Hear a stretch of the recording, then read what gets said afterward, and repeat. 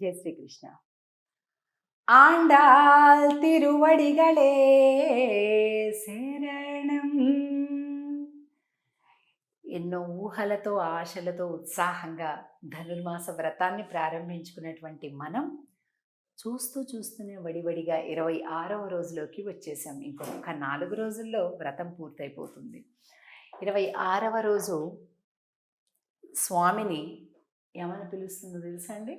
ఆండాళ్ తల్లి మాలే. అసలు ఎంత బాగుంటుందంటే, ఓ వ్యామోహమా అంటుంది. నిన్నటి రోజు ఏమంది? వ్యామోహము కలిగినవాడా అని అన్నది. ఈరోజు ఏమంటుంది? నువ్వే ఒక పెద్ద వ్యామోహ స్వరూపం అంటుంది. అంటే ఇప్పుడు కొన్ని ఉంటాయి చూసారా, క్రిస్టల్స్ అంటాం, సీత్రూ ఉంటాయి. అంటే ఇటు నుంచి చూస్తుంటే అటువైపు కనిపిస్తుంటాయి కొన్ని డైమండ్స్, క్రిస్టల్స్. అలాగా వ్యామోహము అనేటటువంటిది ఆయన లోపల ఉండేటటువంటి ఆ గుణం కనిపిస్తుందట. అంటే మేము నిన్ను ఇష్టపడి ఆరాటపడినట్టుగా కనిపిస్తుంది, కానీ నువ్వే మమ్మల్ని ఎక్కువ ఇష్టపడుతున్నావు, నువ్వే మేము లేకుండా ఉండలేవు, నీ కళ్ళే చెప్తున్నాయి, నేను చూస్తుండేనే అర్థమైపోతుందయ్యా అది అంటుందన్నమాట ఈరోజు. చూడండి ఎంత బాగుందో.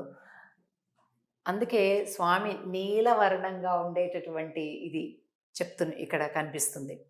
మాలే మణివಣ್ಣ మార్గజి நீராடுவான் மேலையார் செய்வனகள் వేండువన కేట్టియేల్ విను.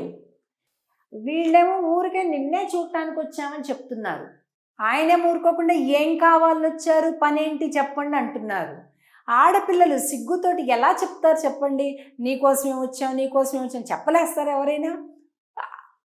ఆయన కావాలని వీళ్ళని ఇంకా ఏం పనమ్మా వచ్చారు, ఏంటి ఇప్పుడు వచ్చిన పని ఏంటి అట్లా అడుగుతున్నాడు. చూడండి ఎలా ఉందో. సరే మేము చెప్తాం విను, ఏదో అడగమంటున్నావు కదా అడుగుతాం విను అంటున్నారు. జ్ఞాలెత్తెల్లాం నడుంగ మురల్వన. స్వామి మార్గళి నీరాడువాన్, మార్గశీర్ష మాసంలో స్నానం చేయటానికి వచ్చాం. సరే ముందు ఒకసారి పాశ్రం మొత్తం చదువుకొని మళ్ళీ అర్థం చెప్పుకుందాం. మాలే మణివಣ್ಣ మార్గజి நீராடுவான் மேலையார் செய்வனகள் வேண்டுவன கேட்டியேல் ஞாலத்தையெல்லாம் நடுங்க முரல்வன பாலன்ன வண்ணத்து உன் பாஞ்ச சென்னியமே போல்வன செங்கங்கள் போய்ப்பாடுடையனவே சால பெரும்பறையே பல்லாண்டி சைப்பாரே கோளவிளக்கே கொடியே விதானமே ஆலிநிலையாய் அருள் ఏలోరెంబావాయ్.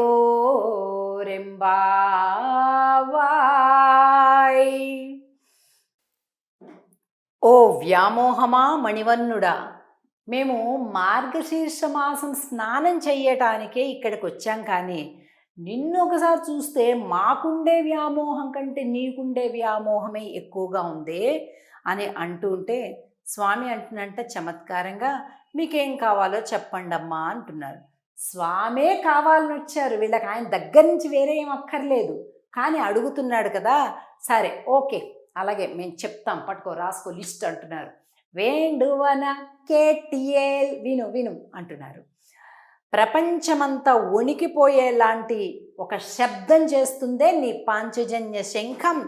అలాంటి శంఖాలు ఇగో మా గోష్ఠి మొత్తం, మా గ్రూప్ మొత్తానికి కావాలని కొద్దిగా పూర్వాచార్యులు పెరియనంబి లాంటి ఆచార్యులు వారి యొక్క లెక్క ప్రకారంగా ఇంచుమించుకు ఒక 25 లక్షల మంది గోపికలు ఉన్నారు.